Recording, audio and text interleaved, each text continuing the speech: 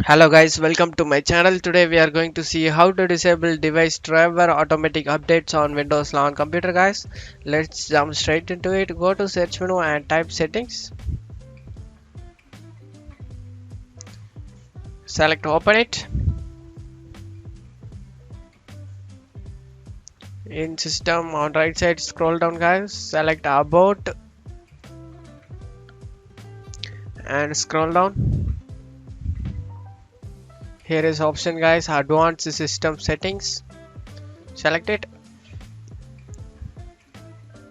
And in here you need to go to hardware tab and select the device installation settings. Choose whether Windows download manufacturer LC apps and custom icons available for your devices. Select device installation settings, and if you want to do you want to automatically download manufacturer's apps and custom icons available for your device.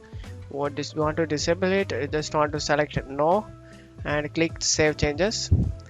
And do you want to enable the device driver automatic update, re-enable it. For that click again device installation setting and select yes and save changes and click ok. That's it for today's video guys. I hope this tutorial definitely helpful guys. Give me a like and subscribe. Thank you.